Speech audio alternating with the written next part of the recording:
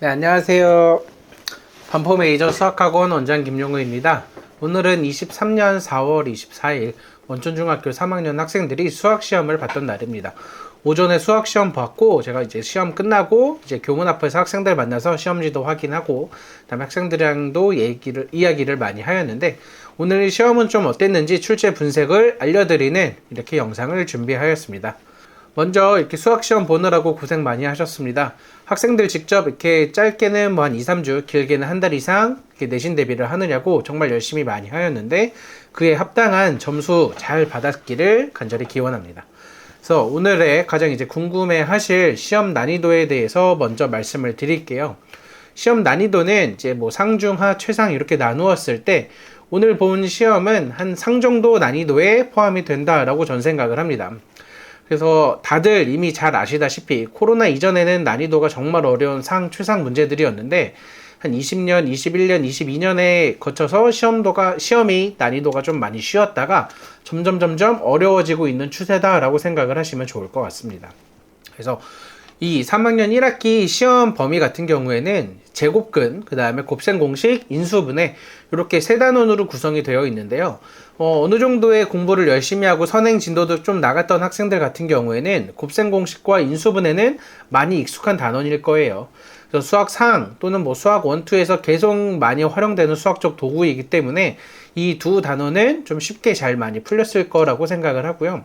제곱근 같은 경우가 사실 수학 1의 지수에서 조금 표현이 되기는 하지만 이 3학년 1학기 때만 좀 나오는 개념이나 문제 유형들이 많았기 때문에 제곱근에서 좀 얼마나 열심히 했는지 또는 복잡한 곱셈 공식과 인수분해를 어떻게 풀었는지에 따라서 이번 시험 난이도가 상, 중하, 체감 난이도는 달라졌을 것이라고 생각을 합니다. 먼저 이제 오늘 주요 문항들 어떤 것들인지 한 번 더 알려드릴 건데요. 첫 번째, 실수하기 쉬운 문항을 먼저 알려드릴게요. 학생들이 대부분 10번 많이 틀렸더라고요. 10번 같은 경우에 보면은 이렇게 두 가지의 제곱근을 가져다 주고 문제를 꼭 잘 읽을 때 여기에 의미 아닌 정수라고 되어 있거든요. 의미 아닌 정수. 대부분 이 문제의 유형을 처음 보는 학생은 분명히 없었을 것이고 많이 연습을 했을 거예요. 그래서 루트 안에 있는 수가 제곱수가 돼야 된다라는 생각을 많이 했을 텐데 대부분 많은 학생들이 얘가 자연수가 되도록 해서 의미 아닌 정수가 0도 포함이 되는데 이것을 생각하지 못하고 좀 많은 순서상을 빼놓고 틀렸을 것이라고 생각을 합니다. 그래서 문제를 꼼꼼하게 읽어서 의미 아닌 정수니까 0까지 포함한 제곱수가 되도록 하는 순서상을 찾아야지 실수 없이 문제의 10번을 정확하게 풀 수 있었을 것이라고 생각을 합니다. 그래서 평소에 문제를 꼼꼼하게 읽고 주요 이 포인트 조건 같은 경우에는 꼭 동그라미 또는 밑줄을 쳐가면 푸는 문제 습관이 꼭 필요합니다.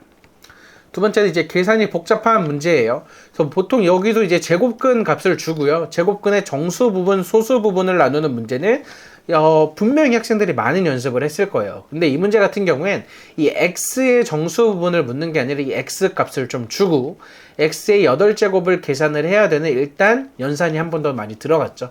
그래서 8제곱을 계산을 하면서도 많이 식이 좀 틀렸을 거고 그 다음에 8제곱을 계산하더라도 좀 더 큰 값, 조금이라도 더 복잡해 보이는 그 식에서 정수 부분을 찾는데 좀 실수가 어느 정도 있었을 것이라고 생각을 합니다. 그래서 계산이 복잡함에 의해서 시간도 많이 뺏기고 조금 더 어려웠던 나름대로의 고난이도 문항 22번이었습니다. 다음에 이제 20번인데요. 고난이도 문항 중에서 이건 기본적으로 우리가 이제 곱셈 공식 또는 이제 제곱근만 가지고 풀기에는 도형이라는 개념이 추가가 돼야 되는 문제예요. 도형이라는 게 중학교 2학년 2학기 때 뭐 삼각형, 사각형, 닮음 등 많이 배웠는데 여기서도 이제 닮음이 나옵니다. 그래서 대부분 중학교 2학년 2학기 때 열심히 공부 도형 파트를 하였지만 그 2학년 2학기가 끝나고 이제 겨울방학, 그 다음에 이제 3월, 4월 이렇게 내신 대비 해가면서 도형을 다시 보는 경우는 거의 없거든요. 그래서 그때 배웠던 그 생각, 그 닮음이라는 개념이 얼마나 많이 남아있느냐, 그 기억을 얼마나 잘 떠올리느냐에 따라서 이 문제의 난이도가 되게 많이 달라지는데 대부분 학생들 같은 경우에는 좀 떠올리기 많이 어려워해요.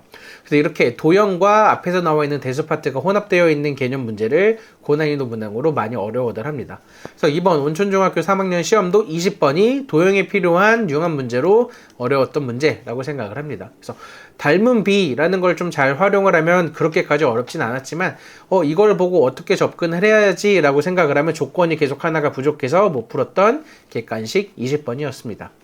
그래서 같은 이유로 23번 문제도 이렇게 도형이 주어지면서 이 도형 안에서의 특징 또는 피타고라스 정리 등을 잘 활용을 해야 되는데 이것에 많은 어려움이 있었던 23번이라고 생각을 해요.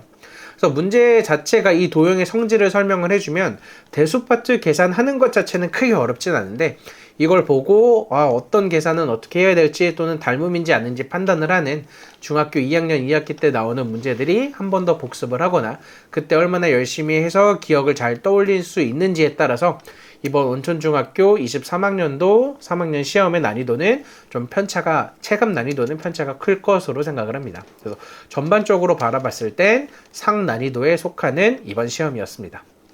그래서 예상 100점 인원 같은 경우에는 한 반에 대략적으로 제 생각에 한두 명 정도가 100점인 것 같아요. 그래서 저희 반 같은 경우도 좀 평소에 정말 다 맞는 학생들 같은 경우에는 100점이 그래도 나오는데 평소에 한두 문제씩 틀리는 경우에는 아까 도형 파트 같은 경우도 틀리고 앞에서 실수하는 경우도 조금씩 생기는 것 같아서 한 반에 한두 명 정도만 좀 100점이 생기는 그래도 좀 어려웠던 난이도라고 생각이 듭니다. 그래서 오늘 이렇게 중간고사 분석을 간략하게 알려드렸는데요. 좀 더 자세한 이 중간고사 문항 분석은 저희 이제 블로그에 추후에 한 번 더 공지해 드리도록 하겠습니다. 그래서 이렇게 시험이 끝나면 바로 그냥 이제 또 다른 공부 바로 시작하는 것이 아니라 이번 시험에선 내가 부족했던 게 무엇인지, 시간 관리가 부족했는지, 정의가 부족했는지, 개념이 부족했는지, 또는 제가 중간에 한 번 더 말씀드린 이전 단원에 대한 2학년 2학기 개념이 부족했는지 등등 내가 부족했던 부분을 잘 파악하고 그것을 기말고사 전까지 잘 채우면서 기말고사에는 이번보다 더 좋은 성적을 거둘 수 있기를 바라도록 하겠습니다. 오늘 영상 시청해주셔서 감사합니다.